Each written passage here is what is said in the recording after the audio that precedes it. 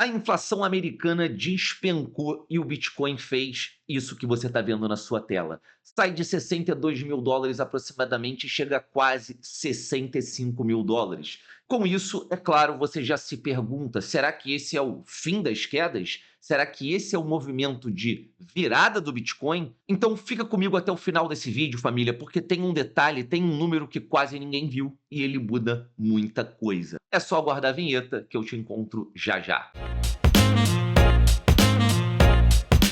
Agora sim, família, seja muito bem-vindo mais uma vez aqui no canal da Liga Cripto. Eu me chamo Mário, muito prazer caso você ainda não me conheça, e se você já conhece o trabalho aqui da Liga Cripto, você automaticamente já solta o like logo no início do vídeo para ajudar a gente a espalhar essa informação YouTube afora. Se por acaso esse é o seu primeiro vídeo, então segura o seu joinha, segura o seu like, considere no final do vídeo se inscrever, ativar o sininho e deixar esse apoio caso você acredite que ele te acrescentou alguma coisa. A gente vai direto para mais um vídeo apoiado pela Bybit, parceiro aqui da Liga Cripto em todos os nossos conteúdos e é inclusive também a melhor plataforma de trade do mercado cripto. Se você ainda não testou, cogite e ainda pegue de lambuja airdrops que a gente faz aqui na Liga Cripto semanalmente para quem é membro do canal e tem também sua conta criada na Bybit. Direto ao ponto, por que que esse dado de inflação ele veio tão abaixo? E sim, se você se perguntou ou não,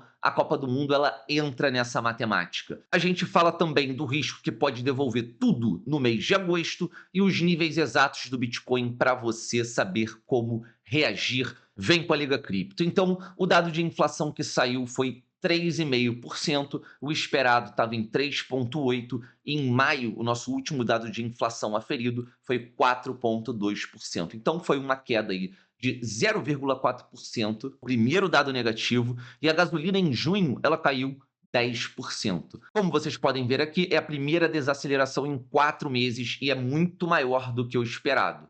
O motivo, na minha opinião, a gasolina do cessar-fogo que a gente viveu uns tempos atrás. Fora isso, a gente também tem como surpresa não só a gasolina, mas o núcleo congelado. Então, a manchete que a gente traz, né, com a energia é 3,5% no mês, com uma queda de 0,4%.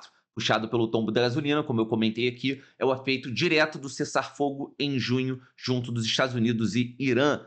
Movimento esse que a gente sabe que aparentemente já foi interrompido. E o núcleo, tá, do CPI, sem energia e sem comida, no ano ele veio em 2,6% e no mês ele veio zerado. Então, o número que o Fed olha veio parado e o anual caiu de 2,9 para 2,6. Então, isso não é só um efeito de gasolina, com o núcleo em zero é desinflação de verdade e derruba o caso para a alta de juros nesse mês. Sim, esse foi um dado que pegou pelo menos os bancos de surpresa.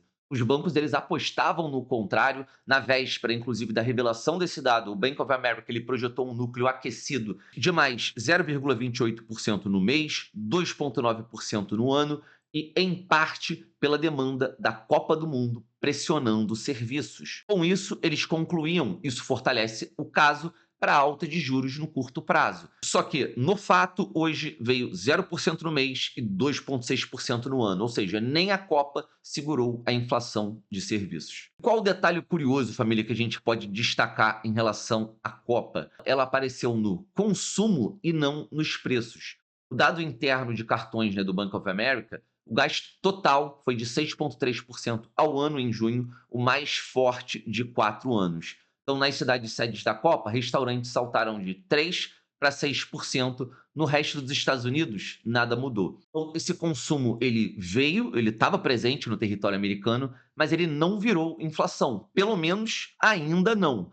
E é por isso que o mercado errou o núcleo. Então, família, nesse sexto slide eu vou explicar o porquê que houve esse erro. Porque é como se esse dado nascesse velho. Esse número é uma foto de um mundo que já acabou, não acabou, né? Mas ele mudou, ele não é mais o mesmo mundo. O mundo do cessar-fogo, ele não é o mundo atual. Então, em junho, a gente tinha queda de 10% na gasolina, o contexto era o cessar-fogo. Com isso, o petróleo ele volta a níveis de pré-guerra, depois do acordo de 17 de junho com o Irã. E é esse o mundo que o CPI de hoje retrata. Só que hoje a gente já vive um outro contexto, né? Em julho, a gente teve o bloqueio de Hormuz reinstaurado, a taxa de 20% sobre cargas, e com isso, provavelmente, a gente terá o dado de julho contando uma outra história na energia. Por fim, família, trazendo um equilíbrio honesto para vocês, a manchete de julho ela deve piorar com o petróleo, mas o núcleo em 0% é sinal que sobrevive, porque ele não depende da gasolina. E família, só para colocar um parêntese também em relação em julho, que eu não botei aqui na apresentação, mas vale ser citado, por conta desse petróleo mais caro, a gente também tem uma espécie de efeito dominó que machuca o Japão, porque ele importa praticamente quase toda a sua energia. E com isso, família, o Japão ele tem que vender títulos americanos, levantando quase US$ 1 trilhão para defender a sua própria moeda. Só que isso, naturalmente, faz com que a liquidez do mundo também fique um pouco mais escassa. Dado o panorama macro, vamos falar de linha e ação de preço. O Bitcoin, como eu disse, ele subiu com o dado, mas a gente tem aqui dois caminhos. Eu botei aqui um preço ao vivo, está muito próximo, né? A gente está em 64.600. Quando eu coloquei esse dado aqui, ele estava em 64.770.